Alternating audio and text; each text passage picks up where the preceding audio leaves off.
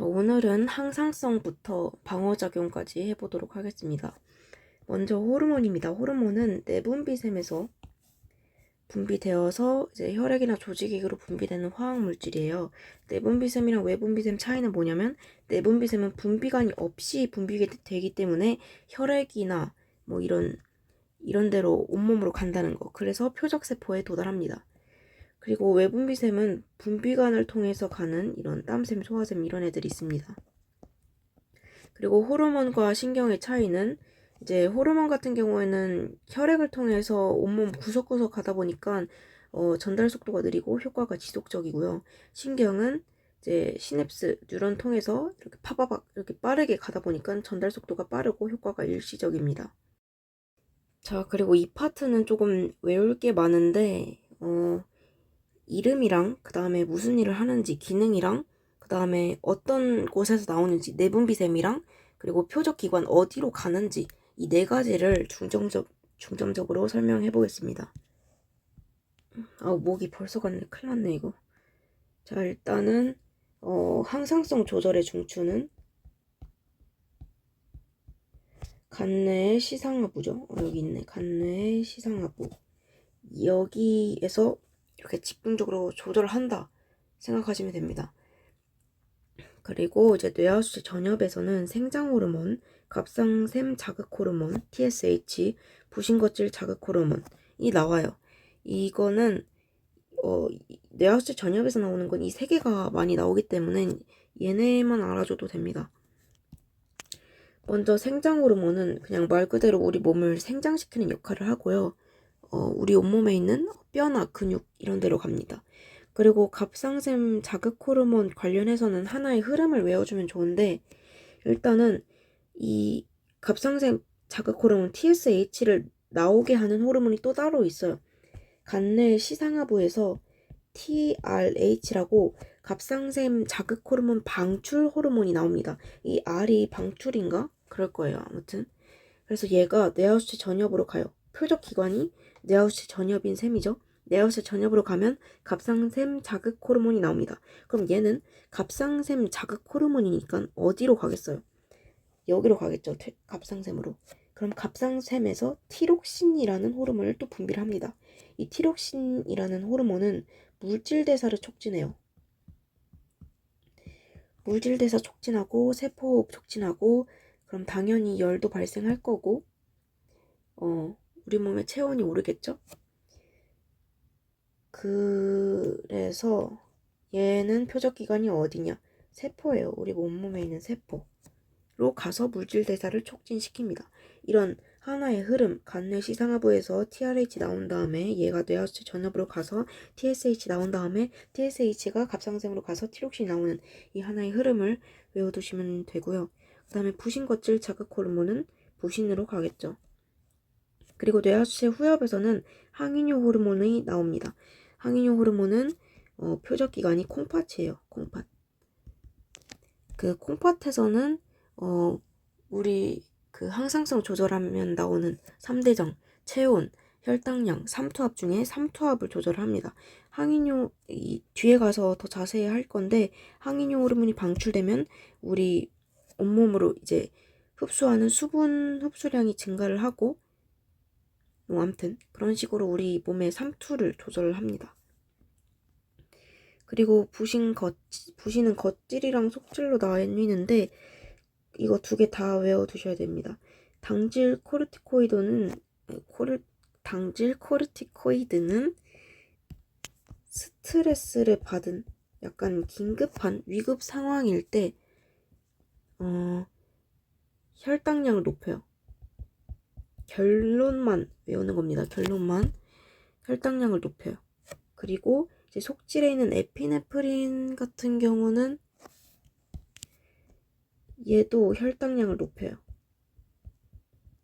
체온도 높이기도 합니다. 그냥 결론만 간단하게 말씀드리면. 그리고 얘는 교감신경의 작용을 받습니다. 우리 항상성 조절에는 호르몬이랑 신경이 이 자율신경이 같이 작용을 하기 때문에 교감신경이 부신 속질을 이렇게 건드려서 에피네프린을 방출한다. 이거 알아두시면 되겠고, 그리고 이자에는 알파세포랑 베타세포가 있는데, 알파세포에서는 글루카곤이 방출이 되고요. 베타세포에서는 인슐린이 방출이 됩니다. 글루카곤은 잘 알고 계시다시피 혈당량을 높이고요. 인슐린은 혈당량을 낮춥니다.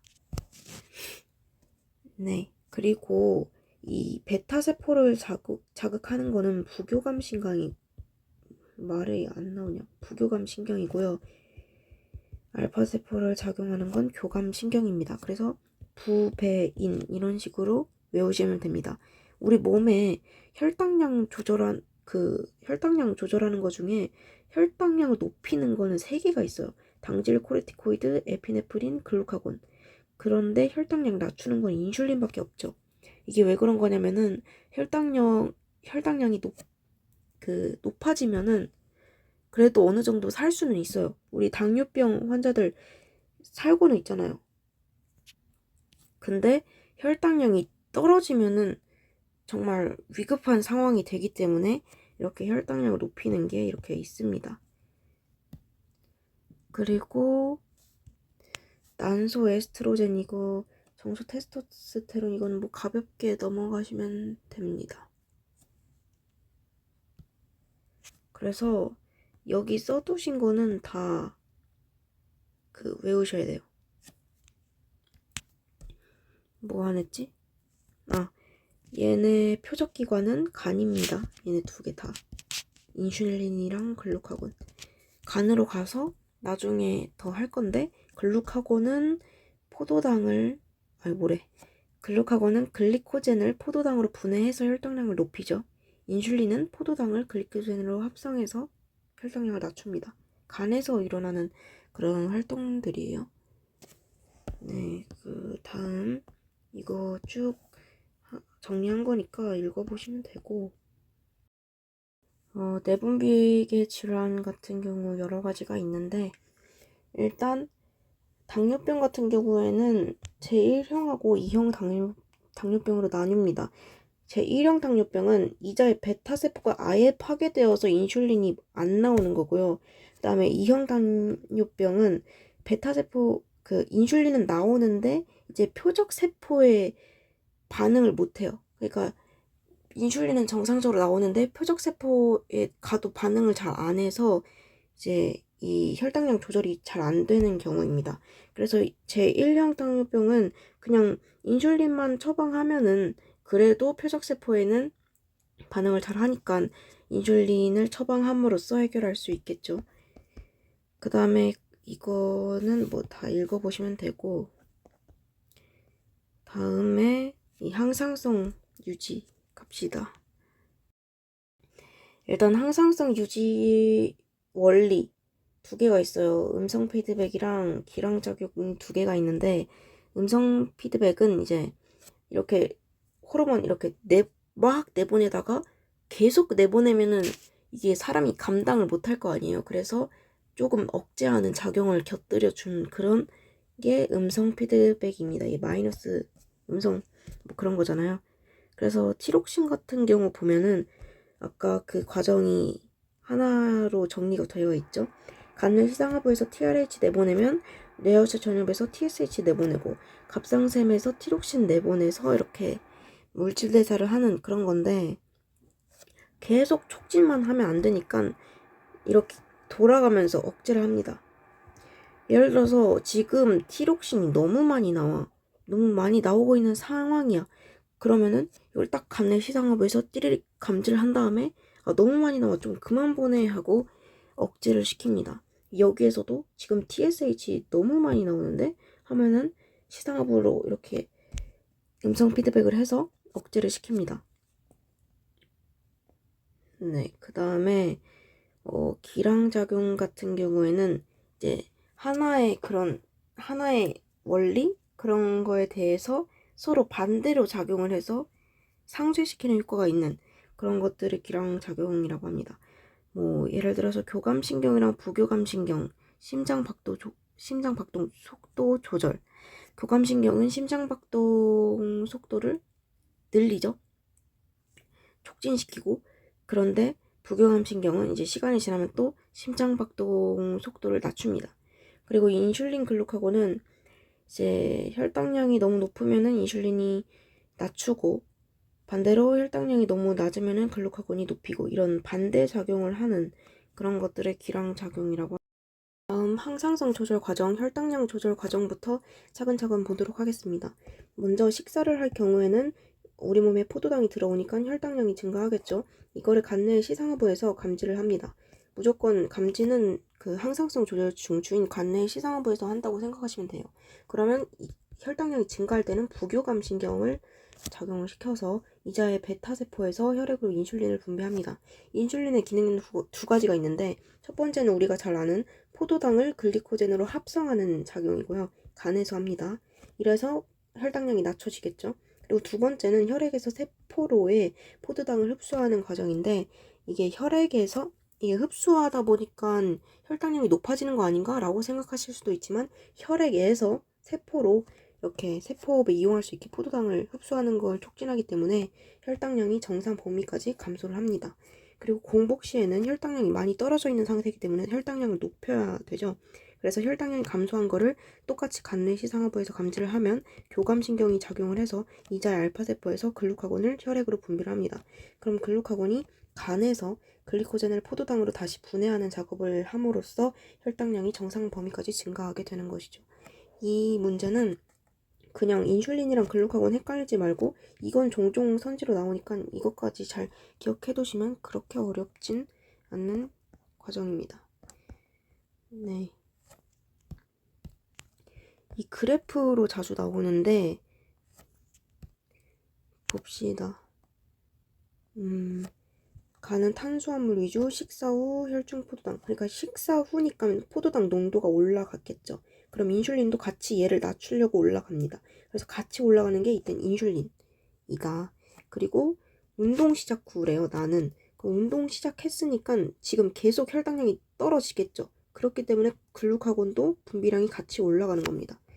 이런 식으로 혈당량이 높아지면 인슐린, 혈당량이 낮은 상태면 글루카곤, 이런 식으로 외워주시면 되겠습니다.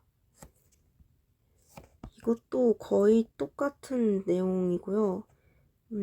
뭐 간내 시상하부에서 감지를 해서 이렇게 베타세포, 알파세포 간 다음에 베타세포에선 인슐린 나오고 알파세포에선 글루카곤 나오고, 그리고 아까 말씀드렸다시피 부신 속질에서 나오는 에피네프린이랑 그다음에 그 뭐였어? 부신 겉질에서 나오는 당질 코르티코이드도 이게 혈당량 높이는 작업을 한다는 거. 여기 써있죠? 이것까지 기억을 살짝 해주시면 되고, 다음으로 체온 조절하도록 하겠습니다.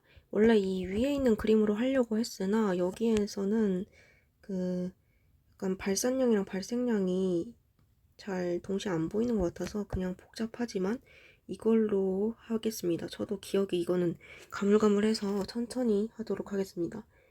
일단은 체온 조절은 여기 있네. 열 발생량이랑 열 발산량 이 두 가지를 조절한다고 보시면 돼요. 이 발생량은 생산량이라고도 하고, 그리고 발산량은 방출량이라고도 합니다.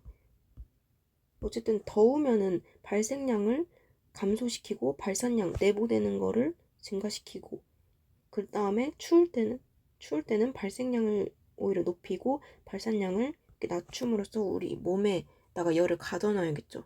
그러면은 저온 자극이 주어졌을 때부터 봅시다. 저온 자극이 주어졌다는 거는 지금 춥다는 거예요. 춥다는 거니까 일단 무조건 얘도 간내 시상하부에서 딱 감지를 합니다. 그러면은 경로가 이렇게 막 여러 가지가 있는데, 쉬운 거부터 봅시다. 쉬운 거부터. 자, 피부 근처에 혈관이 수축해요. 피부에 위에 그림이 있었는데, 피부에 이렇게 혈관이 있거든요. 근데 이거랑 비교했을 때 얘가 확실히 얇잖아요. 그러면은 여기에 열이 가둬져가지고 나가지를 못합니다. 그러면 열 발산량이 감소를 하는 거겠죠. 나가는 게 이렇게 막혔으니까.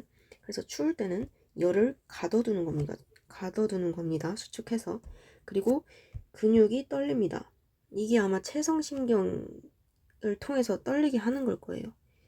그래서 근육을 떨리는 거는 이거는 발산량이 아니라 발생량을 증가시키는 거죠. 떨림으로만 말이 안 나와. 근육을 떨리게 함으로써 이제 열 에너지를 발생시키는 거니까.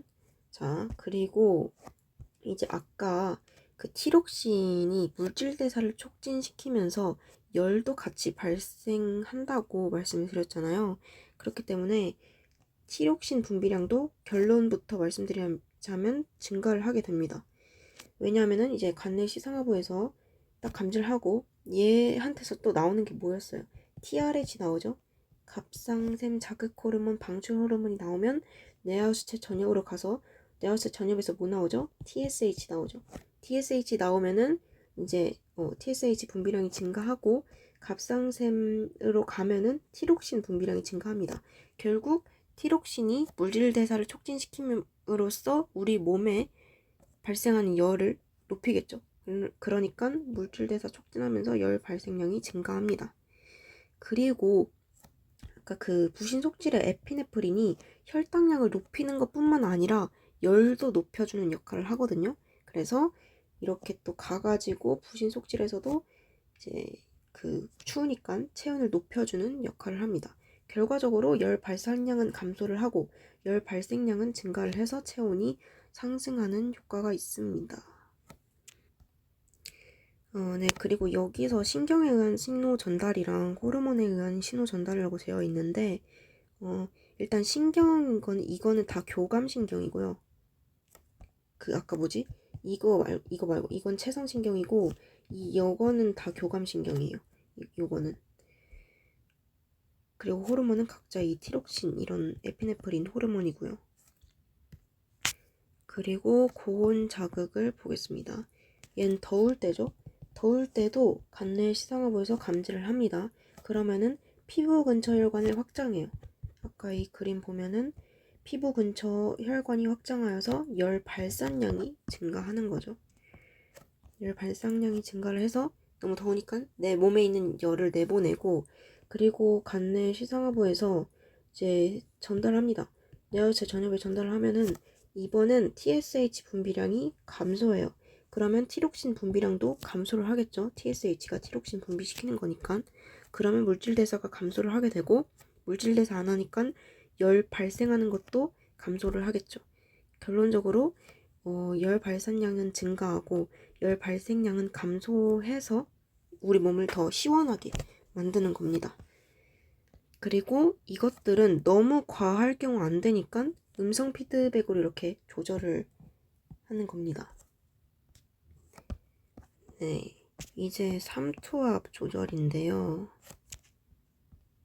이거는 개념은 쉬운데 약간 문제 풀 때 너무 빨리 풀다 보면은 원인이랑 결과를 헷갈려서 오히려 반대로 그 문제가 풀리는 경우가 있기 때문에 주의하셔야 됩니다. 그만큼 개념을 더 완벽하게 이해를 해야 되고, 일단 봅시다. 혈장 삼투압이 증가한다는 거는 그냥 쉽게 생각해서 우리 몸에 약간 너무 우리 몸의 그 농도가 진한 거예요. 농도가 진하면 물이 있어야 되겠죠. 이것도 간내 시상하부에서 감지를 합니다. 그리고 아까 그 항인효 호르몬은 뇌하수체 후엽에서 나온다고 했어요. 이 히읗 후엽에서 나온다고 했어요. 뇌하수체 후엽으로 이렇게 신호를 주면은 ADH 항인효 호르몬 분비량이 증가를 합니다. 그럼 항인효 호르몬의 역할은 뭐냐? 콩팥으로 가서 표적기관인 콩팥으로 가서 물의 재흡수량을 증가시켜요. 그러면은 우리 몸이 지금 혈장 삼투압이 높아요. 그러니까 농도가 높은 상태라서 물에 재흡수가 이렇게 딱 들어오면은 농도가 낮아지면서 좀 정상적으로 되겠죠? 그러면 우리 몸으로 물을 재흡수하는 거니까 오줌량은 감소돼요. 우리 몸에 이렇게 다 재흡수 됐으니까 오줌으로 나가는 게 적을 거 아니에요. 그러면은 반대로 오줌의 수분량은 적으니까 오줌의 농도, 삼투압이 농도라고 생각하시면 돼요. 그냥 농도는 증가하겠죠. 됐죠? 그리고 이제 혈장 삼투압 지금 농도가 높은 상태이면 물을 마심으로써도 이제 혈장 삼투압을 낮춰줘서 정상 범위로 낮춰지기도 해요. 반대로 이제 혈장 삼투압이 감소한 상황, 그러니까 농도가 약간 옅은 뭐라 해야 되지? 진하지 않은 상황, 이면은 시상하부에서 감지한 다음에 ADH 분비량이 감소를 해요. 지금 너무 물이 많아. 그러면은 재흡수를 더 하면 안 되겠죠. 그래서 ADH 분비량이 감소하고 콩팥에서 물의 재흡수량 감소하고 반대로 이제 오줌량은 증가합니다. 우리 몸으로 들어오는 게 없으니까 반대로 오줌으로 나가는 양은 많아지겠죠. 그러면 오줌의 농도는 적어질 거예요. 이거를 다 하나하나 암기하시지 마시고 그냥 혈장 삼투압 증가하면은 우리 몸으로 많이 물 들어와야 되겠네. 그러면 그 오줌으로 나가는 양은 적어지겠네. 그러면 오줌 삼투압은 증가하겠네. 이런 식으로. 만약에 혈장 삼투압이 너무 작아. 그러면은 우리 몸에 물이 필요 없겠네. 그러면 오줌으로 많이 나가도 되겠네. 오줌 농도는 작아지겠네. 이런 식으로 그냥 빠르게 생각을 해주시면 됩니다. 네. 봅시다. 자, 제가 아까 말씀드렸다시피 원인이랑 결과를 헷갈리지 않는 게 중요한데 이 X축이 원인이고 Y축이 결과예요. 그러면은 지금 기억이랑 니은이 변할 텐데 기억이 각각 혈장 삼투압이랑 전체 혈액량 중 하나라고 했잖아요. 지금 뭔진 모르지만 기억의 변화량이 증가를 하는 상황인데 ADH는 오히려 떨어져요. 그러면 지금 그 ADH가 필요 없다는 상황이고 지금 우리 몸의 혈장 삼투압이 높지 않는 상황이라는 거겠죠. 그러면 지금 혈장 삼투압이 계속 만약에 이게 혈장 삼투압으로 친다면 혈장 삼투압이 계속 높아지는데 ADH가 감소한다? 이건 말이 안 되죠. 그래서 기억은 전체 혈액량인 거고 니은이 혈장 삼투압인 거예요. 그래서 이거 먼저 보셔야 됩니다. 이거 먼저 보면 결론이 이상하게 나와요. 그래서 X축 먼저 봐라. X축 먼저 보면은 혈장 삼투압이 높아지죠. 그러면 우리 몸의 농도가 너무 높아. 그럼 물이 재흡수 되는 게 필요하겠네. 그래서 ADH가 분비돼서 콩팥으로 가서 재흡수를 촉진합니다. 이런 식으로 봐주시면 돼요. 자, 그럼 드디어 문제 한번 풀어보도록 하겠습니다. 1번입니다. 갑상샘에서 분비된 호르몬 X 뭐죠? 티록신이죠. 기억과 니은 중 하나만 X의 표적 세포이다. 지금 보면은 얘가 동그랗고 붙었어요. 그러면 니은이 표적 세포겠죠. 갑상샘 자극 호르몬은 X에 해당한다. 아니죠? 얘 어디서 나오죠? 네, 뇌하수체 전엽에서 나옵니다. 뇌전. 그리고 얘를 촉진하는 거는 간뇌 시상하부에서 나오는 TRH가 얘를 촉진하고 얘가 얘를 촉진해서 티록신이 분비가 된다. 과정 가에서 혈액은 X의 이동에 관여한다. 호르몬이니까 혈액으로 이동하겠죠. X의 표적 세포는 니은입니다. 답은 2번. 네. 신경이랑 호르몬을 비교한 거네요. 신경은 이렇게 뉴런이 파박파박 이동하니까 얘는 빠르고 지속시간 짧다고 했어요. 얘는 반대고 자, A는 혈액의 흐름을 통해 이동한다. 혈액의 흐름 벌써 호르몬이죠. 얘가 신경이겠네요. 네. 호르몬은 신경보다 작용 범위가 넓고 작용 시간이 뭐라 해야 돼? 단어가 갑자기 생각이 안 나네. 지속적입니다. A는 호르몬에 의한 작용이다. 짧다는 아니고요. 혈당량 조절 과정에서 A와 B가 모두 일어난다. 맞죠? 일단 혈당량 조절할 때 호르몬, 인슐린이랑 글루카곤 나오고요. 그리고 그것들을 이렇게 자극한다? 라고 해야 되나? 일단 부교감신경이 인슐린 나오게 하고 교감신경이 글루카곤 나오게 하죠. 따라서 맞습니다. 이런 건 그냥 자세한 거 몰라도 웬만하면 맞아요. 3번 봅시다. 호르몬 나오고 이제 내분비샘 물어보고 있죠. 암기를 해야 되는 내용입니다. 생장 호르몬은 뇌하수체 전엽에서 나오고요. 글루카곤은 어디서 나오죠? 이자에서 나오죠. 그 다음에 하나 남은 거 뭐야? 얘가 뇌하수체 후엽이네요. 그럼 얘는 높은 확률로 ADH겠죠? 항인 호르몬. 자, I는 뇌하수체 전엽이다. 기억은 글리코젠 합성을 촉진한다. 아니죠. 얘는 혈당량을 높이는 해요. 혈당량을 높이려면 글리코젠을 오히려 분해해서 포도당으로 만들어야겠죠. 그래서 얘는 아니고요. 그 다음에 3에서 콩팥이 표적기관인 호르몬이 분비된다. ADH 맞죠? ADH는 콩팥으로 가서 수분의 재흡수를 촉진시킨다. 답은 3번에 4번 되겠습니다. 그림은 호르몬 A와 B가 정상인 X의 간세포에 작용하여 혈중 포도당 농도에 영향을 미치는 과정이다. 무슨 호르몬이 갔더니 혈중 포도당 농도가 증가했어요. 그러면 얘는 글루카곤이겠네요. 글루카곤. 그리고 얘는 포도당 농도를 낮췄으니까 얘는 인슐린이겠네요.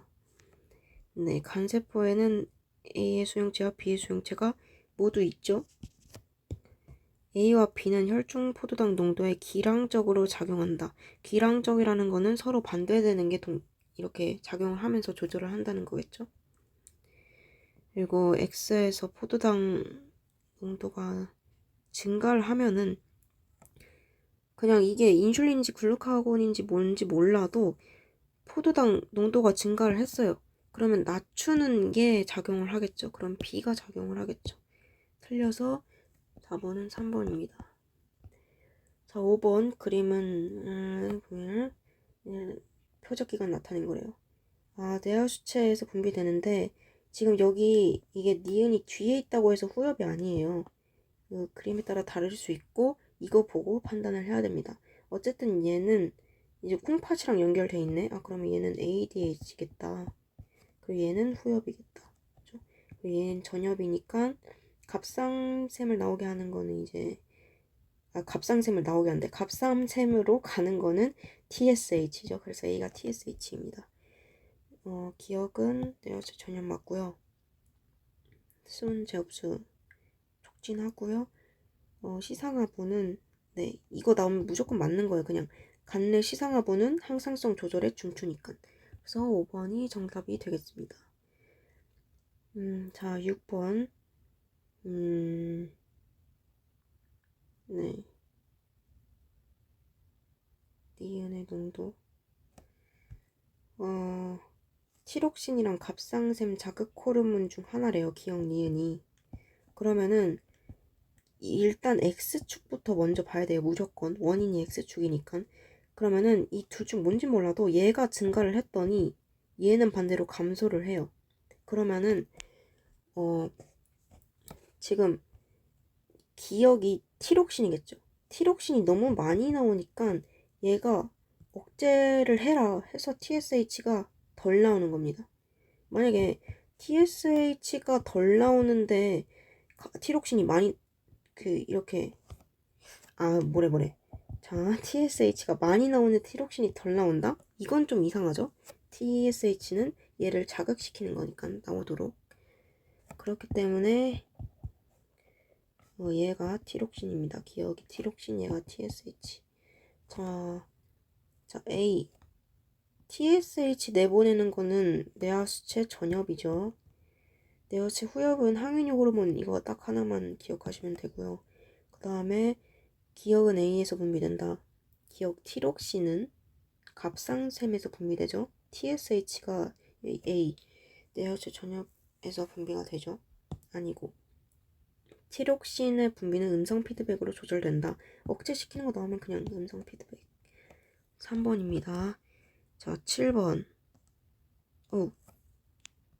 뭔가 좀 복잡하게 생겼어요. 일단 뭔가 복잡하게 생겼는데 개념에서 이게 뭔지는 안 나왔잖아요. 근데 하지만 이 혈중 이거 칼슘 이온 농도라는 거는 그냥 혈중 삼투압이라고 보시면 됩니다. 혈중 삼투압.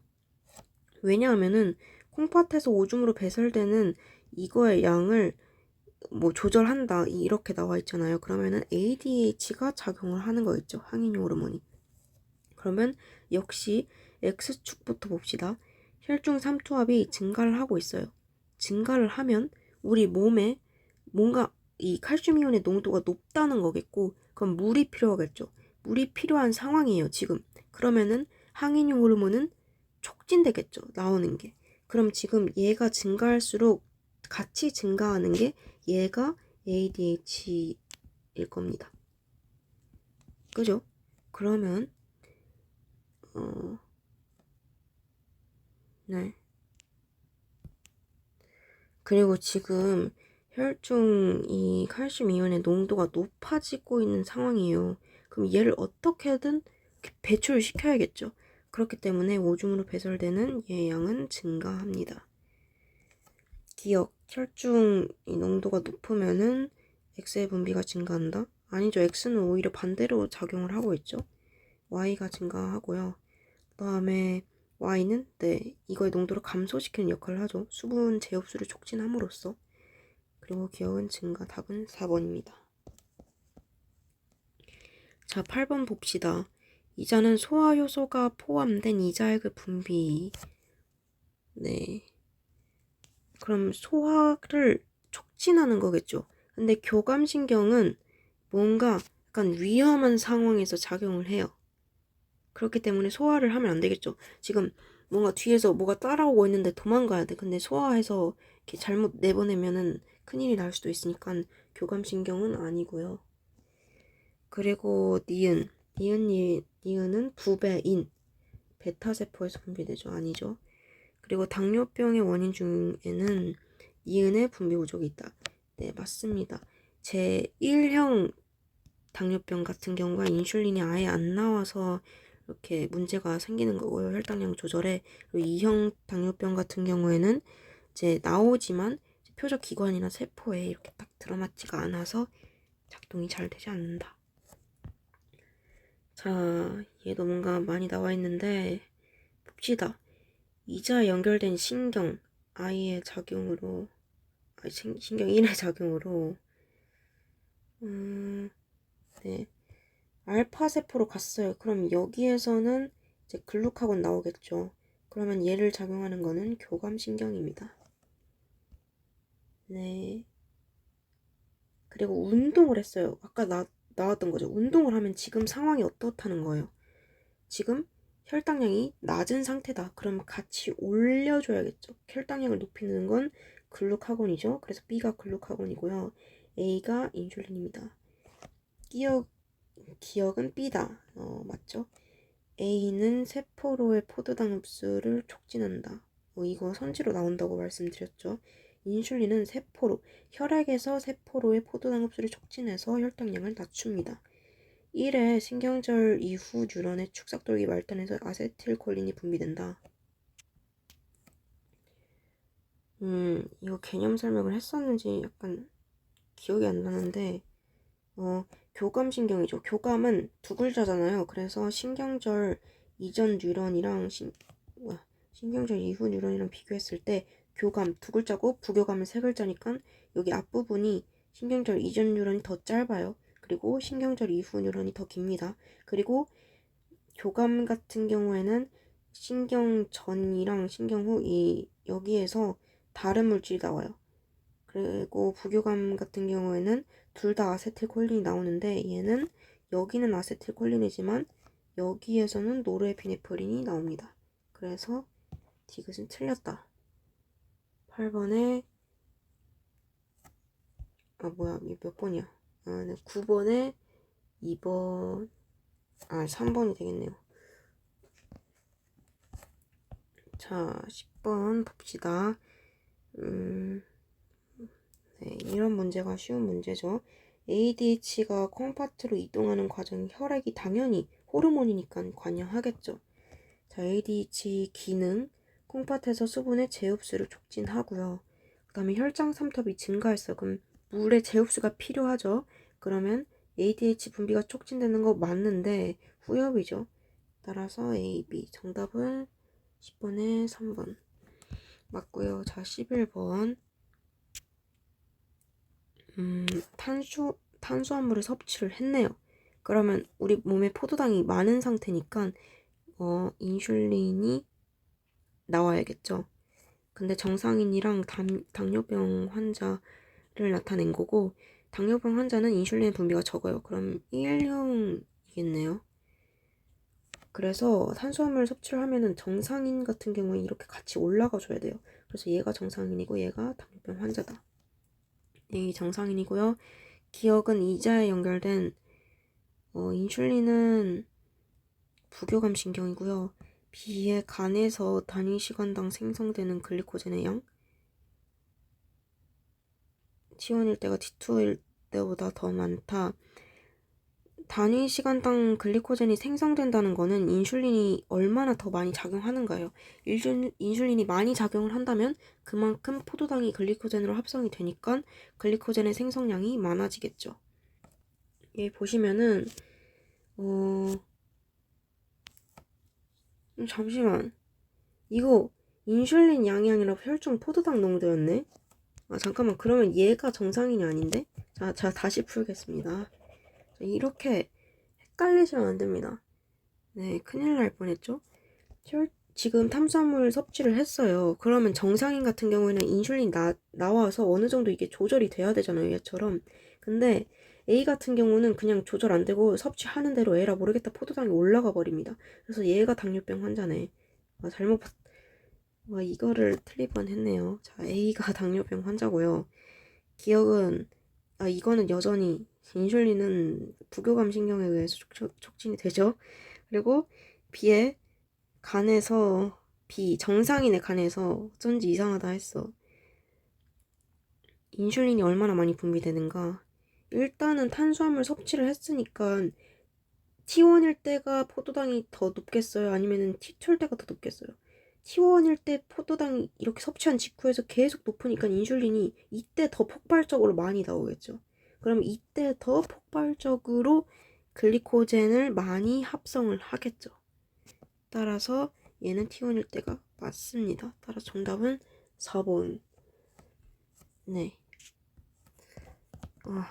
쉽지 않네. 자, 12번 봅시다. 이것도 잘 보셔야 돼요. 봅시다. 정상인이 물을 섭취했대요, 상황이. 네. 그러면 시간이 흐를수록 물을 섭취했으니까 이거 두 개를 물어보고 있는데 상식적으로 물을 섭취하면은 오줌 생성량이 올라가겠죠. 물을 많이 마셨으니까. 그럼 B가 혈장 삼투압이겠다. A는 오줌 생성량이다. 맞아요. 오줌 삼투압은 T1일 때가 T2일 때보다 높다. T1일 때는 여기 잘 보시면 물을 섭취하기 전이에요. 그러면 우리 몸에 농도가 높겠죠. 따라서 오줌 삼투압을 물어보고 있네. 일단 물 먹기 전에는 잘 생각해 봅시다. 물 먹기 전에는 우리 몸에 농도가 짙어요. 그러면은 뇌하체 후엽에서 이제 향이뇨 호르몬이 나와서 물을 재흡수를 하겠죠. 그러면 오줌으로 나가는 양이 줄어들 거고, 그럼 오줌의 농도는 우리 몸과 반대로 진해지겠죠. 그러면 이때가 항이뇨 호르몬 더 나오고 있을 때니까 오줌의 농도는 얘가 더 높겠네요. 반대로 물을 섭취를 하면은 그때부터는 우리 몸으로 재흡수할 필요가 없고, 그리고 오줌 양도 많으니까 오줌 양이 많으면은 농도가 낮겠죠, 그만큼. 그래서 T2일 때 이때 오줌의 농도가 낮다. 따라서 이게 맞습니다. 그리고 설명을 드렸는데 혈중 항인용 호르몬 농도는 물이 없을 때 더 필요해요. 이 ADH가. 그러니까 T1일 때 더 많이 필요하니까 이때 더 많겠죠. 그래서 얘는 틀렸습니다. 따라서 정답은 3번. 자, 봅시다. 13번입니다. 이것도 과정 그거죠. 항인용 호르몬은 후엽에서 나오고요. 항인용 호르몬이 분비가 되면은 소금물을 섭취한 상황이네요. 소금물을 섭취했다는 거는 우리 몸에 농도가 진해졌어요. 그러면은 항인용 호르몬이 많이 나와야겠죠. 물을 재흡수를 해야 되니까. 그래서 얘가 증가합니다. 그 결과 혈장 삼투압이 감소하겠죠. 후엽이고요. 조절 중추는 시당하부예요. 증가 아니고요. 따라서 2번이 정답입니다. 14번 봅시다. 자극 기억이랑 니은을 주었을 때 이거 두 개의 변화래요. 고온적 자극이랑 저온 중 하나이다. 그리고 이제 기억과 니은 중 하나를 주었을 때 일단 봅시다. 열 발생량을 증가시키는 상황은 우리 몸이 지금 춥다는 거겠죠. 그래서 얘가 저온 자극일 거고요. 얘가 고온 자극이 있네요. 그리고 나 같은 경우는 자극을 뭔진 모르겠지만 둘 중 하나를 줬더니 혈관 지름이 상승을 했어요. 그러면 혈관 지름이 상승했다는 거는 열을 발산하려는 거고 그러면은 더운 상황이겠죠. 고온 자극이네요. 고온 자극. 얘는 니은입니다. 자, 기억은 저온이고요. 체온 조절 중추. 중추는 역시 같네. 시상하부죠. 나에서 피부에 준 자극은 니은 맞습니다. 그래서 정답은 5번 되겠고요. 그 다음에 15번입니다. 체온 조절 중추에 X를 주면 자극 중 하나이다. 혈관이 수축된다는 거는 열 보고 열 나가지마 하는 거겠죠. 그렇다는 거는 얘가 추우니까 열 발산량을 감소시키려는 거겠어요. 그럼 저온 자극이고요.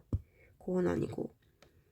기억에 의해서 이제 혈관을 흐르는 혈액량이 감소한다. 수축이 되면 당연히 혈관에 흐르는 혈액량이 감소하겠죠. 기억에 교감신경이 관여한다. 아, 이거 맞습니다. 이 체온 조절할 때는 사실 교감신경밖에 관여를 안 해요. 교감신경이 이렇게 더 촉진되거나 약간 더 촉진이 안 되거나 이런 거지 부교감신경이 관여를 하진 않습니다. 4번 네 16번 봅시다. 저는 이것도 약간 헷갈리더라고요. 이게 체온이랑 시상하부 설정 온도랑 뭐가 먼저인지를 확실하게 아셔야 됩니다. 자, 봅시다. 문제에서 시상하부 설정 온도는 이거를 변화시켜서 체온을 조절하는 기준이 되는 온도래요. 그러니까 내 체온은 아직 여긴데 너무 낮으니까 올리기 위해서 이렇게 올려라라고 설정을 얘가 미리 한 거예요. 봅시다.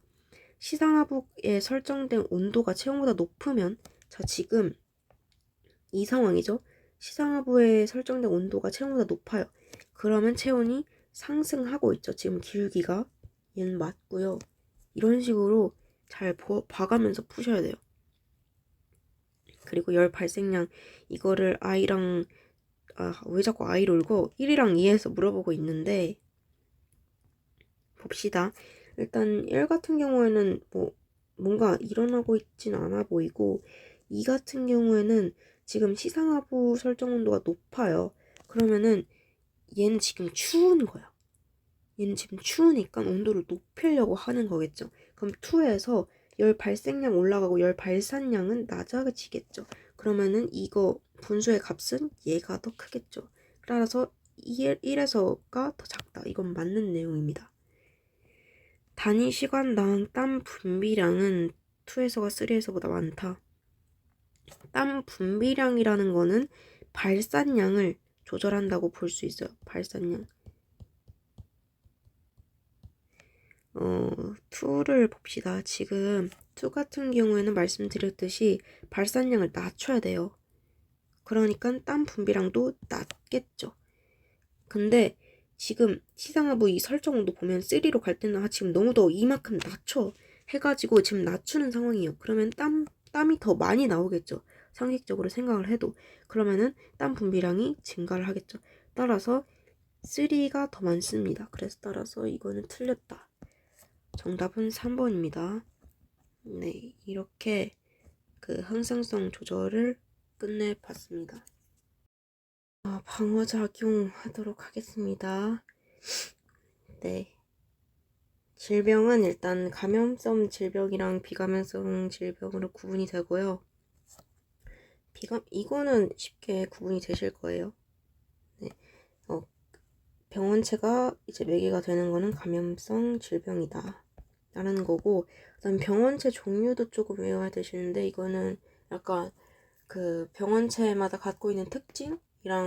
예시 질병, 그리고 크기, 병원체 크기 정도 기억하시면 되겠습니다. 자, 일단 세균 같은 경우에는 한 가지 써두면 좋은 게 세포막이 있습니다. 세포막이 있어요. 세포라는 거예요. 세포로 이루어져 있다는 거고, 그 다음에 유전물질 있습니다. 참고로 유전물질은 변형된 프라이온 빼고 다 있어요. 그리고 물질대사 합니다. 네. 그리고 바이러스 같은 경우에는 여기 설명이 없는 것만 적을게요. 그냥 바이러스 같은 경우에는 세포 분열 안 하고요.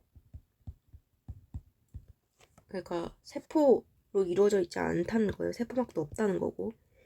그리고 유전물질은 있죠. 그 바이러스 따라서 DNA랑 RNA 가진 애들이 있죠. 그 다음에 핵막은 없습니다. 세균도 핵막 없어요. 핵이 없다는 게 핵막이 없다는 거예요. 이거 잘 기억해 두셔야 되고, 세균이랑 바이러스 비교해서 잘 기억하면 좋은 거는 이거 하나. 세균은 새 들어가니까 세포로 이루어져 있다는 거 기억하시면 되고요. 그 다음에 여기 뒤에 이 변형된 프라이온은 그냥 제일 작고 바이러스보다 작아요. 제일 작고 있는 게 없어요. 세포 구조도 없고요. 세포 분열 안 하고요. 그 다음에 유전물질도 없고요. 핵도 없고요. 물질에서 당연히 안 해요. 네, 안 합니다. 자, 갑시다. 그냥 얘는 단백질 덩어리라고 보시면 돼요. 네. 자, 세균. 일단, 분열법으로 증식하고요. 단세포 원핵 생물입니다. 단세포 원핵 생물. 핵이 없어요. 핵 들어간다고 이제 핵 있다 생각하시면 안 돼요. 핵 없습니다. 핵이 없어요. 자, 모양에 따라 구균, 간균, 뭐, 이거는 필요 없고, 네. 항생제를 이용해서 치료한다. 이거는 기억해 두셔야 돼요. 항생제. 그리고 질병에는 결핵, 식중독, 세균성 식중독, 폐렴이 있다는 거. 기억을 해 두시면 됩니다. 여기에 추가로 파상풍이랑 탄저병, 그 다음에 콜레라, 이것도 기억을 해두시면 돼요. 세균에 의해서 감염이 되는 그런 질병입니다. 감염성 질병들. 그리고 바이러스는요, 세포로 이루어지지 않아요. 이거 세균이랑 차이점이죠. 그리고 세균보다 작아요. 이건 알고 계실 거고, 살아있는 숙주세포 내에서 증식한 후에 이제 숙주세포 파괴하는 무서운 놈이고요. 그 다음에 항바이러스제를 이용해서 치료한다. 이것도 기억을 해두셔야 됩니다. 이것도.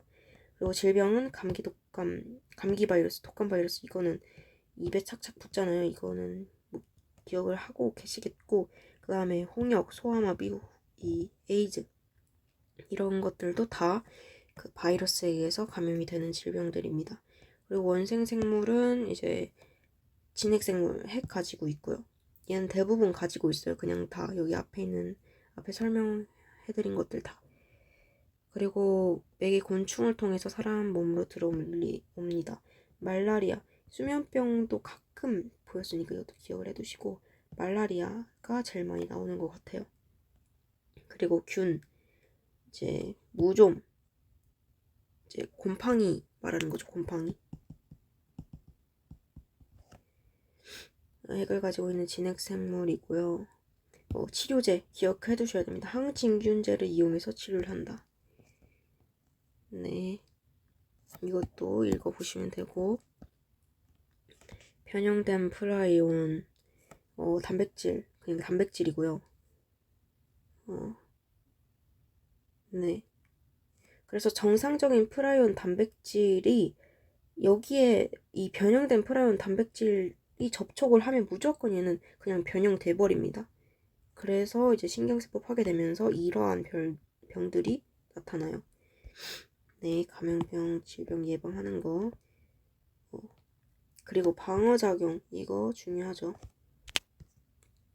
그 표가 있는데 어디 있으려나? 네, 뒤에 있네요. 뒤에. 이거는 반드시 그냥 외우셔야 돼요. 이거 개념을 하기 전에.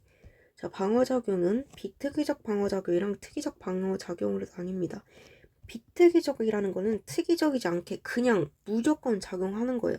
우리 몸에 뭐가 들어가든 말든 그냥 우리 몸 위험해 하면은 일단 작용하고 보는 그런 애들이라고 생각하시면 돼요. 그렇기 때문에 이제 신속하게 반응을 하겠죠. 제일 먼저 반응을 합니다. 그래서 외부 방어랑 내부 방어로 나뉘는데, 외부 방어는 이제 우리 몸 바깥에 이런 피부, 점막, 뭐 분비, 액 이런 것들로 방어를 하는 거고요. 1차로. 그리고 내부 방어는 이제 이거 더 자세히 하겠지만 식세포 작용, 식균 작용이라고 합니다. 대직세포로 통해서 이런 식균 작용을 하는 게 있고, 염증 반응이 있습니다. 특이적 방어 작용은 특이적으로 어떤 병원체에 대해서 이렇게 딱딱 어떤 경로로 작용을 하는 거예요. 그래서 상대적으로 비특이적 방어 작용보다 느리고요. 다음에 세포성 면역이랑 체액성 면역으로 나뉘는데, 얘는 세포독성 T림프구에 의해서 면역이 이루어지고요. 얘는 B림프구 그 형질세포에서 나오는 항체를 통해서 이제 면역을 하는 그런 방어 작용입니다. 자, 자세히 볼게요. 먼저 비특이적 방어 작용을 봅니다. 선천성 면역이라고도 하는데 그냥 선천적으로 뭐가 들어왔든 간에 일단 하고 보는 그런 애들이에요. 그리고 이제 피부는 이제 물리적 장벽 역할을 하죠. 일단 못 들어오게 1차로 막는 역할을 하겠죠. 피부가 없다면 우리 몸은 근육에 다, 이 근육이랑 뼈, 조직 같은 게 다 노출이 될 거니까. 네. 있고, 점막, 이건 시간이 만약에 진짜 없다. 그러면 다 읽을 필요 없고요. 그냥 이 라이소자임이 세균의 세포가 분해한다. 이것만 기억을 해두시면 돼요. 네. 그 다음에 이제 비특이적 방어 작용 중에 내부 방어. 식세포 작용, 식균 작용으로도 이 식균 작용을 더 많이 봤던 것 같은데 아닌가? 아무튼 이 작용은요, 대식세포가 작용을 합니다. 대식세포가 이제 그 백혈구의 일종이죠. 얘네가 병원체가 침투를 했어요. 막 세균이랑 바이러스 이런 게 침투를 하면은 이제 자신이 그냥 먹는다고 보시면 돼요. 먹고 이제 나중에 할 건데 제시를 합니다. 보조 T림프구한테 자신이 먹은 예를 들어서 병원체가 바이러스라고 친다면 그거에 대해서 나 이런 거 먹었는데 어때? 하고 보여주는 그런 역할도 대식세포가 해요. 그리고 염증 반응 같은 거는 우리 딱지 같은 뭔가 상처 입었을 때 빨갛게 부어오르잖아요. 이런 것들이 이제 병원체를 제거하기 위한 방어 작용입니다. 여기 자세히 나오는데, 뭔가 상처를 입었어요. 그러면 염증 반응의 과정입니다. 뭔가 상처를 입으면 손상된 부위에 이제 비만세포라는 게 있어요. 비만세포라는 게 있는데 얘가 히스타민을 분비를 합니다. 그러면은 히스타민이 모세혈관을 확장시켜요. 자, 그러니까 비만세포에서 히스타민 분비하면은 얘네가 모세혈관을 확장시킵니다. 그러면 상처 부위가 부어오르게 돼요. 모세혈관 확장시켰으니까. 그리고 백혈구는 이제 모세혈관에서 이렇게 확장된 곳에서 나와가지고 손상된 조직으로 들어가죠. 출동이다 하고 들어가면은 백혈구가 여기 뭔가 들어온 이 외부의 그런 뭔가 병원체 같은 것들을 먹어요. 식균 작용을 합니다. 그럼으로써 일단 비특이적으로 1차적으로 방어를 한다고 보시면 되고, 그 다음에 특이적 방어 작용을 보면은 특정 항원을 인식해서 하는 작용이에요. 비특이적 방어 작용과 다르게 T림프구랑 B림프구에 의해서 이루어지는데요. 일단 얘네가 태어나는 곳은 다 골수예요. 골수에서 이렇게 조혈 모세포에부터 이렇게 태어나거든요. 근데 성숙하는 거에 따라서 이렇게 이름이 붙여집니다. B림프구는 이제 골수에서 그대로 성숙을 하기 때문에 뼈 본이죠. 본 따서 이렇게 B로 한 거고, 그다음에 가슴샘은 지금 기억 안 나는데 어쨌든 알파벳 T로 시작을 해요. T림프구는 가슴샘에서 성숙을 하기 때문에 T라는 게 붙은 겁니다. 이것도 성숙이 어디서 되냐, 그리고 처음으로 생성이 된 건 어디냐, 이게 문제로 출제될 수도 있기 때문에 기억을 해두셔야 됩니다. 그리고 항원이랑 항체. 자, 항원 같은 경우에는 체내에서 면역 반응을 일으키는 물질, 병원체 같은 거라고 보시면 돼요. 그리고 항체는 반대로 비림프구로부터 분화된 형질세포가 생성돼서 이제 분해를 한대. 이거를 이렇게 처리를 하는 그런 거죠. 뒤에 그림 없나? 여기 있네요. 자, 봅시다. 자, 일단은 우리 몸에 그냥 전체적으로 설명을 할게요. 우리 몸에 어떤 병원체가 들어왔어요. 병원체 A가 들어오면은 일단 특이적 방어 작용 전에 비특이적 방어 작용이 일어나겠죠. 그러면 대식세포가 식균 작업을 합니다. 이걸 먹어요. 먹은 다음에 보조 T 림프구한테 자, 이거 나 먹었는데 이거 어떤 거 같아? 하고 제시를 합니다. 제시를 하는 걸 받는 애는 보조 T 림프구예요. 그러니까 보조를 해주는 비서 같은 애라고 보시면 됩니다. 얘가 이걸 먹었단 말이야? 그래 알겠어. 내가 알려줄게 하고 세포 독성 T 림프구랑 그 비림프구를 이렇게 활성화 시킵니다. 야 이거 먹었대 하고 알려주면은 이 첫 번째 경로는 세포성 면역이에요. 그리고 이 두 번째 경로는 아까 봤던 체액성 면역입니다. 뭐라고 쓴 거야? 네, 어쨌든 세포성 면역부터 보자면 세포 독성 T림프구가 활성화되면은 그냥 바로 병원체 A에 감염된 세포가 있을 거 아니에요? 그 세포로 가서 세포 자체를 그냥 파괴시킵니다. 그래서 이제 원인을 그냥 직접 제거해버리는 그런 게 세포성 면역이고요. 주의해야 될 거는 병원체 A를 파괴시킨 게 아니라 그냥 감염된 세포 자체를 파괴시킨다는 거예요. 그리고 체액성 면역 보시면은 이제 얘는 조금 과정이 복잡한데 비림프구가 분화가 됩니다.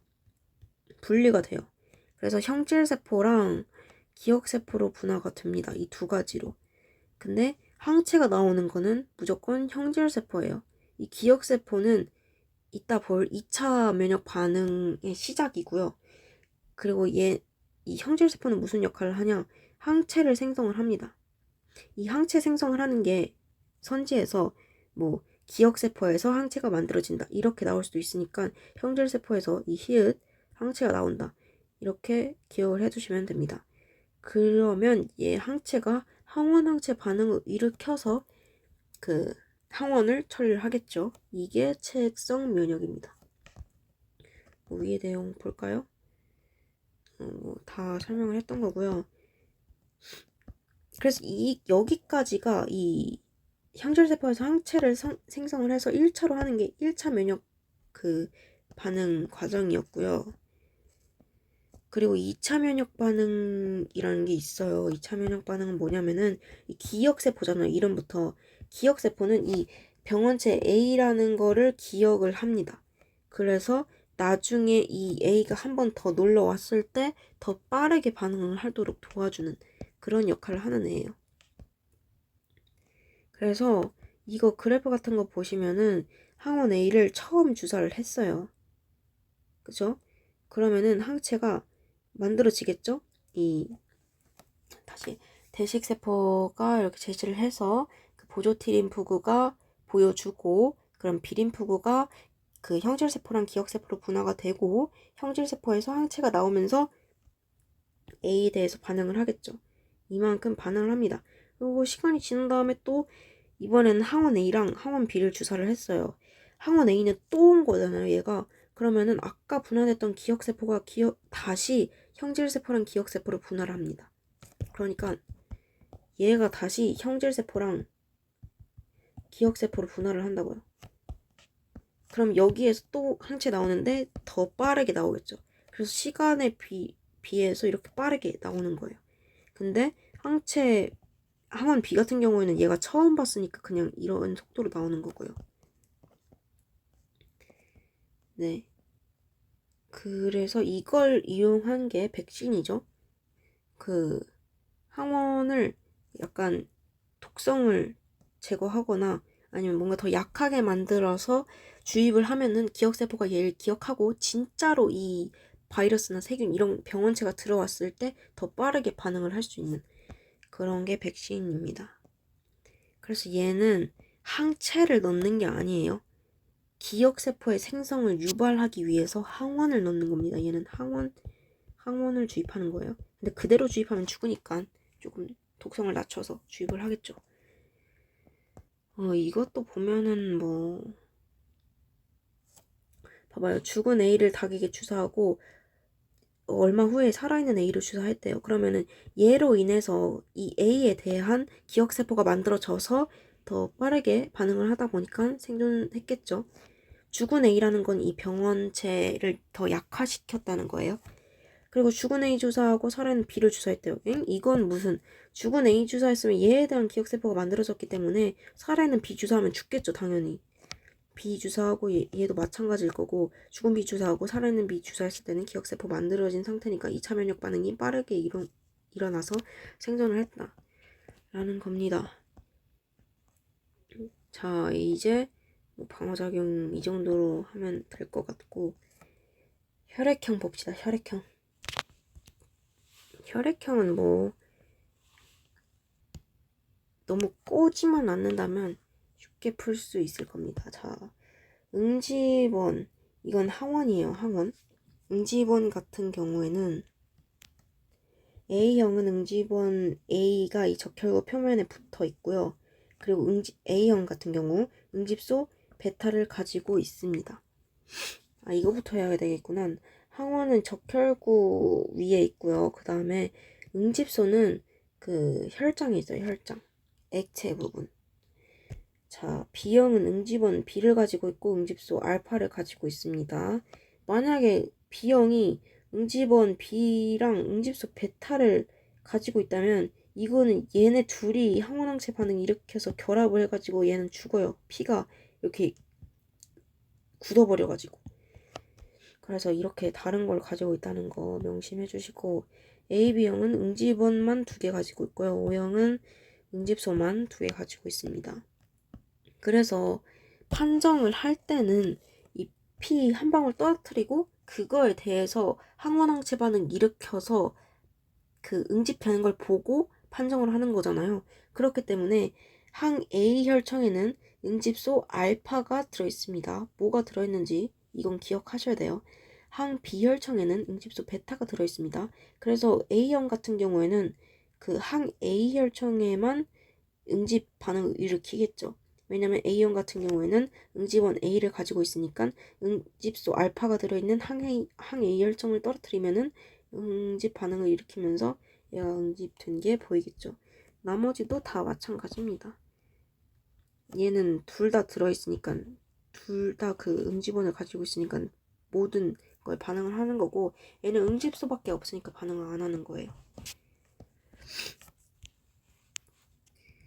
그리고 RH식 혈액형 같은 경우에는 그래도 꽤 문제 나오는 편 같은데 일단 RH 플러스형은 응집원이 있어요. RH형에 대한 응집원이 있고요. 응집소는 당연히 없겠죠. 응집 반응을 일으키면 안 되니까. 그리고 RH-형은 응집원이 없어요. 그리고 특이한 게 응집소가 응집원에 노출되면 생성이 됩니다. 보통 응집원이 없으면은 응집소가 있잖아요. 근데 얘는 응집원에 노출되면 생겨요. 그래서 자주 나오는 이 원숭이랑 토끼 실험이 있는데 그냥 항에 RH 혈청의 응집 반응을 보이면은 RH 플러스형이다 보시면 됩니다. RH 응집소를 가지고 있는 그것이니까. 그 다음에 면역 관련 질환. 이거는 방어작용이 일어나면 안 되는데 일어나는 경우도 있고 뭔가 잘못되게 일어나서 생기는 그런 질환이에요. 알레르기는 이제 특정 항원에 대해서 면역 반응이 과민하게 나타나는 거예요. 예를 들어서 꽃가루, 먼지 이런 것들이 일부 사람에게는 너무 뭔가 과민하게 반응을 하는 거죠. 이거를 항원으로 과민하게 인식을 하고 그래서 이런 반응을 나오는 게 알레르기고요. 그 다음에 자가 면역 질환은 자가잖아요. 면역계가 자기 몸에 들어있는 거를 항원으로 인식을 해서 자기 몸을 공격하는 거예요. 그래서 대표적으로 류머티즘 관절염이 있고요. 그 다음에 면역 결핍은 오히려 면역을 담당하는 세포랑 기관에 이상이 생겨서 면역 기능이 제대로 안 되는 거죠. 방어작용 그 기능이. 사람 면역 결핍 바이러스나 이제 에이즈 같은 게 있습니다. 자, 이거는 이것도 빨리 문제 풀고 싶은데 그래도 이거 설명을 한번 해보겠습니다. 자, 1번 보면은 생리식염수를 주사를 했어요. 이거구나. 오케이. 자, 1번 보면은 생리식염수를 주사를 했어요. 그러면 뭐 아무것도 안 들어갔겠죠? 1주 후에 얘의 혈장을 분리를 합니다. 아까 혈장에는 뭐가 있다고 했어요? 그 항체가 있다고 했죠. 그리고 1일 후에 X를 감염시켰다고 합니다. 자, 2는 죽은 X를 주사를 했어요. 그렇다는 거는 2차 면역 반응이 일어났겠죠. 시간이 지나면. 그래서 얘도 혈장을 분리를 했고 X 감염시켰고요. 생지 3는 생리식염수를 주사를 했어요. 그리고 2의 혈장을 주사를 했어요. 그리고 X를 감염시켰습니다. 자, 봅시다. 지금 여기서 기억세포. 자, 1번에서는 당연히 식염수밖에 안 넣었으니까 기억세포 생성 안 되고 항체도 생성이 안 됐겠죠. 근데 2 같은 경우는 죽은 X를 주사를 했어요. 그러면은 기억세포가 이런 바이러스가 내 몸에 들어왔구나 인식을 해서 기억을 한단 말이에요. 그러면은 기억세포가 당연히 1차 면역 반응 과정에서 생성이 됐을 거고 그 다음에 항체도 생성이 됐었겠죠. 그리고 여기 마에서 생존 여부를 본다면 1번은 당연히 죽어요. 뭐 아무것도 안 넣어줬는데 갑자기 X를 감염시켰으니까 죽고요. 그 다음에 2번이랑 3번 같은 경우는 살았는데 2번은 당연히 죽은 X를 넣어줬으니까 2차 면역 반응이 빠르게 일어나서 X를 다시 감염시켰을 때 산 거고요. 3번 같은 경우에는 2의 혈장을 주사를 했잖아요. 이 혈장에 항체가 있습니다. 자, 혈장엔 항체가 있어요. 그렇기 때문에 얘는 뭐 2차 면역 반응이 아니라 그냥 항체 자체를 여기다가 준 거기 때문에 산 거예요. 네. 그렇습니다. 이거 한번 읽어보시고요. 이제 문제 풀도록 할게요.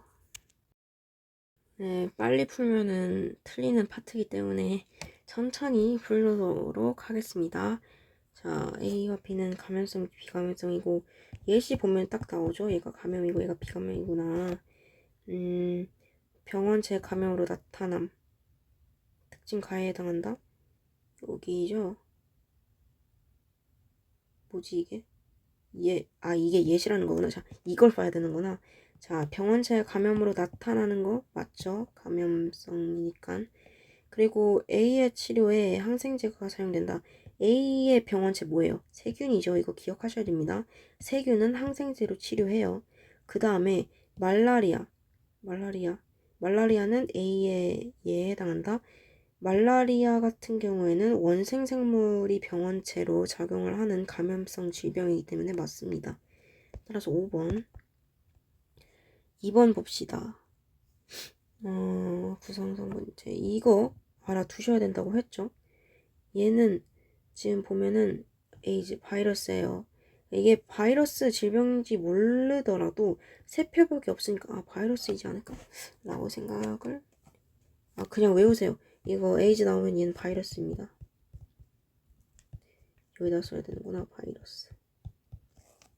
그리고 A는 세균이랑 바이러스랑 둘 다 동시에 가지고 있는 유전물질이 아닐까? 라고 생각을 하는 거죠. 세균은 단세포 원핵생물입니다. 맞고요. 기억은 숙주세포 안에서만 증식할 수 있다. 맞죠? 바이러스 특징이죠. 유전물질 A가 될 수 있음에 따라서 5번. 3번입니다. 말라리아 병원체 A니까 원생생물이겠고요. 그 다음에 무좀병원체니까 곰팡이겠네요. 자, A와 B는 모두 핵을 갖고요. 얘네는 다 핵을 가져요. 핵이 없는 거는 세균이나 바이러스 이런 애들이고요. A는 모기 맞죠? B 곰팡이 맞아요. 답은 5번입니다. 다 5번이네. 자, 4번 봅시다. 네. 독감의 병원체는 바이러스고요. 얘가 세균이겠죠. 콜레라 나왔네요. 콜레라 기억해 두셔야 되겠습니다. 수특에 나왔으니까. A는 세포 구조를 갖는다. 아니고요. 세균은 세포 구조 같습니다. 자, 콜레라의 치료에 세균이니까 항생제 맞아요. 독감 백신 접종 통해서 독감 이건 당연한 얘기죠?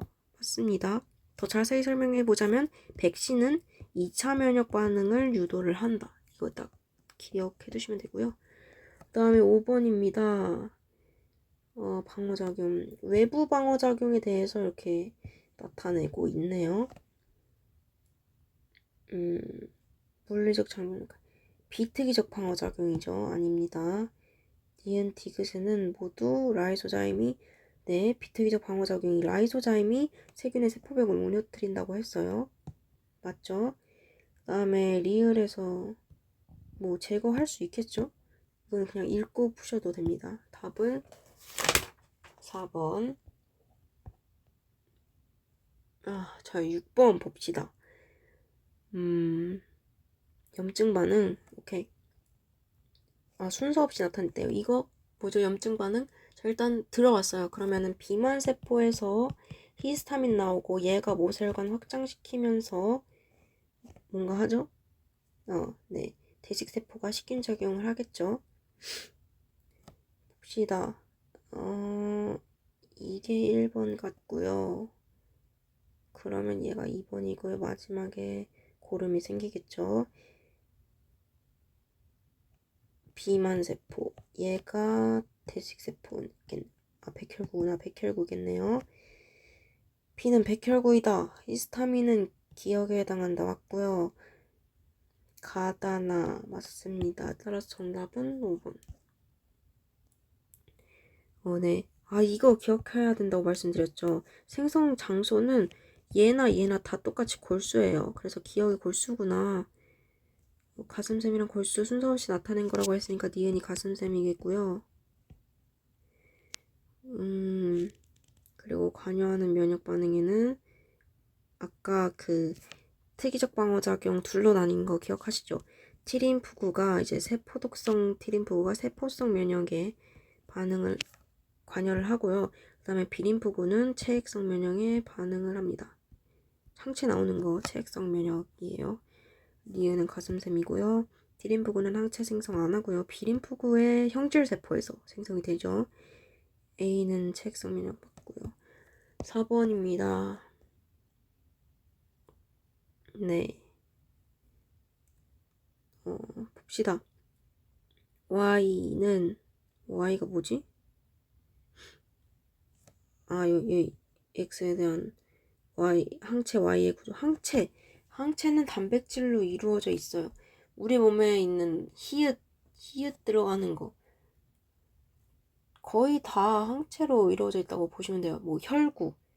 항체로 이루어져 있대. 뭐라는 거야? 단백질로 이루어져 있다고 보시면 돼요. 혈구, 적혈구나 백혈구 얘네도 다 그 단백질로 이루어져 있고요. 항체도 단백질로 이루어져 있고요.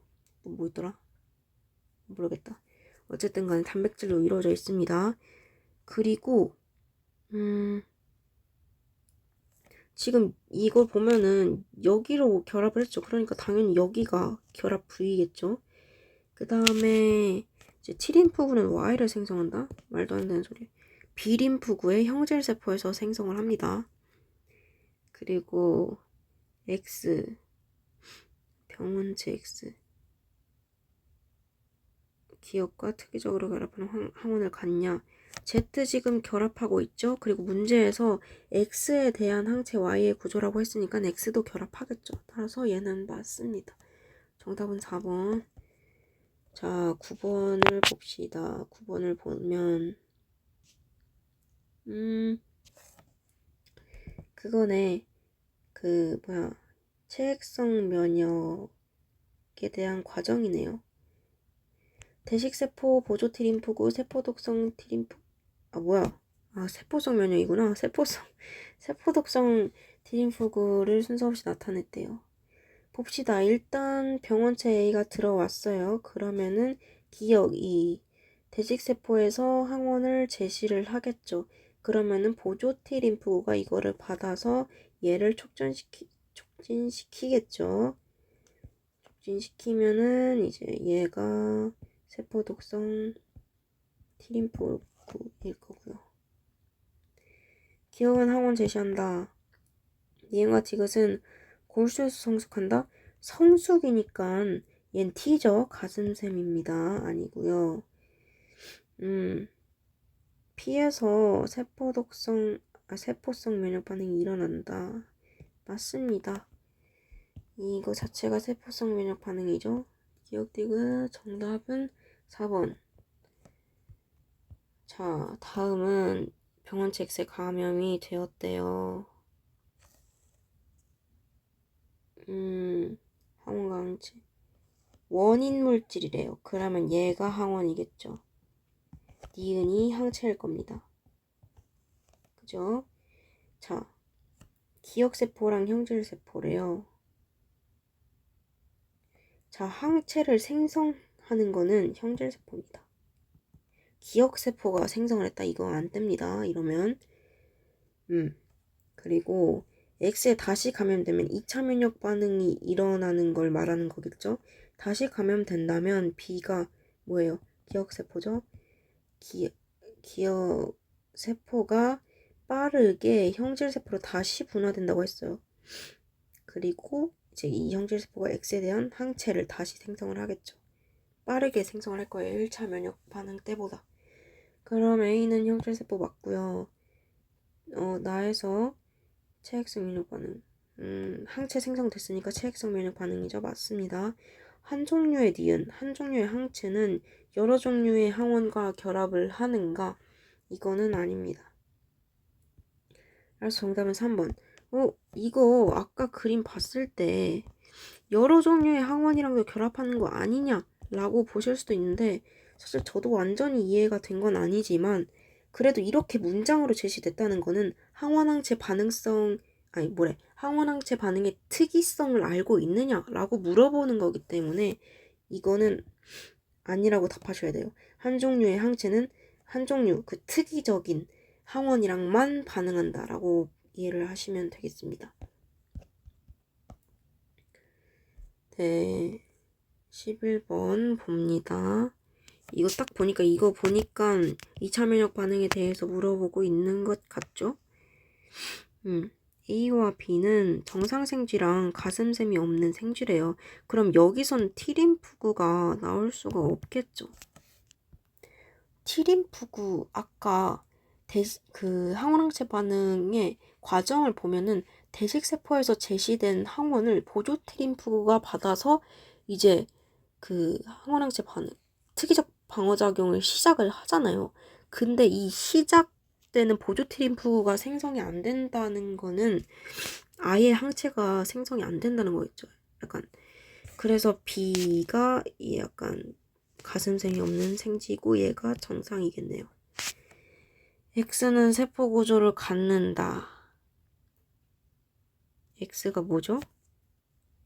X가 뭘까요? 바이러스네요. 바이러스.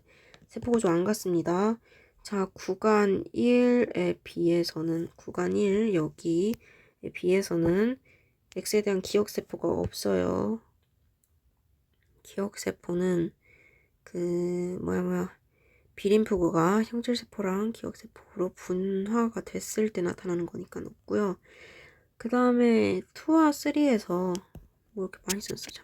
2와 3에서 항체는 자, 여기 나왔죠. 선지로 형질세포에서 생성이 됩니다. 이게 만약에 기억세포다? 그럼 틀린 거예요. 디귿 2번이 정답이 되겠습니다. 자, 12번 봅시다. 네, 이런 거를 천천히 푸셔야 된다는 얘기예요. 네, 유전적으로 동일하고요. 혈장 1로부터 혈장 분리된 게 있고요. 2로부터 혈장 분리된 게 있네요. 1과 2는 노출된 적이 있는 생쥐랑 노출된 적 없는 생쥐를 순서 없이 나타낸 거래요. 네, 열 처리한 후 봅시다.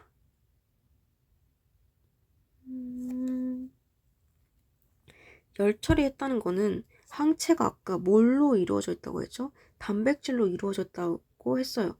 그러니까 열 처리했다는 거는 이 단백질이 많은 열을 받으면 이제 기능이 무력화가 되잖아요. 작용을 안 하잖아요. 그렇기 때문에 열 처리를 하면 이제 항체가 작용을 못 한다고 보시면 됩니다. 그래서 열 처리 안 한 B랑 X를 투여를 했는데 얘가 살았으니까 B가 그 2로부터 왔는데 뭔가 여기에 노출된 적이 있어서 항체가 있겠구나. 혈장이니까 항체가 있겠구나라고 생각을 하시면 됩니다. 그래서 2가 노출된 적이 있는 생쥐네요. 얘가 2다. 열 처리한 B 보시면은 죽었죠. 얘는 항체가 있는데 기능을 못한 거예요. 단백질이 열 때문에. 그래서 열 처리한 A랑 열 처리 안 한 B랑 X를 줬어요. 이거 A는 X랑 관련이 있나? 잠만. 혈장 A는 X에 노출된 적 없는 생쥐니까 뭐 여기는 아무것도 없겠네요. 애초에. 그리고 열 처리 안 한 B 얘를 투입을 했으니까 어쨌든 얘는 살겠죠. 여기에 항체가 있을 거니까. 그리고 네, 그래서 1은 X에 노출된 적이 없는 생쥐고요. 기억은 산다고요. 나의 3에서 X에 대한 2차 면역 반응이 일어났기 때문에 산 게 아니죠. 얘는 혈장을 그냥 투여를 한 거예요. 혈장을 투여했다는 거는 그냥 항체, 2에 있던 항체가 3로 가서 얘가 한 겁니다. 2차 면역 반응 아니고 그냥 항체가 항원항체 반응을 일으켜서 산 거다. 때문에 1번이 정답이 됩니다. 2차 면역 반응이 일어나려면 기억세포가 필요해요. 근데 3번은 뭐 노출된 적이 없다고 여기 나왔기 때문에 2차 면역 반응은 일어나지 않았습니다. 뭐 문제 왜 이렇게 많아? 자, 13번 봅시다. 혈액형이네요. 이것도 계산해야 되는데. 자, 기억은 응집원이고요. 니은은 응집소래요. 피의 혈액에는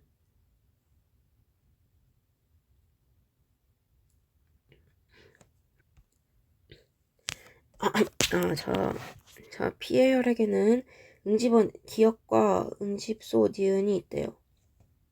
근데 항의 혈청에서 응집이 되고 항 비혈청에서 응집이 안 됐죠. 그럼 얘는 A형이겠네. B는 A형이겠고요. 그 다음에 응집원 기억은 A이고요. 응집소 니은은 베타겠죠. A형이니까. 자, A가 있는 사람, 응집원 A가 있는 사람은 60명. 그러면 응집원 A가 있는 혈액형은 A형이랑 AB형이죠. A형이랑 AB형 합쳐서 60명이 있다는 소리예요. 그리고 베타가 있는 사람, 응집소 베타가 있는 혈액형은 이제 A형이랑 그 O형이겠죠. 기억과 니은이 모두 없는 사람이면은 한 번도 안 나온 B형이겠네요. B형은 응지원 B랑 응집소 알파를 가지고 있습니다. 그래서 100명 중에 B형 16명 빼면은 몇 명이지? 84명? 84명이 그 A형, AB형, O형을 이루고 있겠네요. 여기 AB형 이게 모두 있다고 했으니까 자, 기억부터 봅시다. 기억 보면은 P의 ABO식 혈액형 A형 맞고요. A의 혈장? 네, B형의 혈장에는 응집소 베타 있으면 얘는 죽죠? 안 돼요. B형엔 응집소 알파가 있습니다.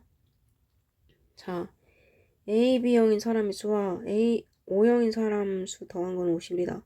라고 하는데, 이제 이거 연립해서 빼주면 되겠죠? 자, 이거 빼줘야 되나? 더 할까? 빼주는 게 나으려나? 빼줍시다. 빼주면, 뭐라 쓴 거야? A형이 빠지게 되고, AB형에서 O형 뺀 게 1이거든요. 그러면 AB형의 수를 5형 더하기 1이라고 해봅시다. 그러면 여기에 대입을 해봤을 때 A형이랑 AB형 더한 게 60명인데 AB형 수는 5형 더하기 1이니까 이렇게 더한 게 60이고요. 그 다음에 AB형 뭐라는 거야? 다시 이렇게 하면 이렇게 풀면 안 되겠구나. 자, 이거를 이용을 합시다. 지금 100명에서 B형만 빠진 게 84명이니까 A형 더하기 AB형 더하기 O형은 84잖아요. 근데 AB형을 O형 더하기 1로 나타내면은 얘는 5형 더하기 1이 되겠죠. 이게 84고 A형 더하기 O형만 했을 때 59가 나와야 되니까 이거 계산을 하면은 자, 빼면 O형은 이제 83에서 59 빼면 얼마죠? 83에서 59 빼면 24인가? O형은 24명이고요. 그리고 A형은 59에서 24를 빼면 되겠죠. 5, 30, 35고요. 자, 60에서 35 빼면은 25입니다. 따라서 AB형이랑 O형 더하면은 얼마요? 49명이네요. 정답은 1번입니다. 너무 천천히 풀었네. 오케이, 14번 봅시다. 혈장이랑 적혈구랑 섞었대요. 혈장에는 응집소가 있고요. 적혈구에는 응집원이 붙어 있습니다. 이래서 응집소랑 응집원이 어디 있는지 또 아셔야 돼요. 섞었을 때 응집 반응이 일어난 총 횟수랑 기본이 얘네 혈액형을 줬구나.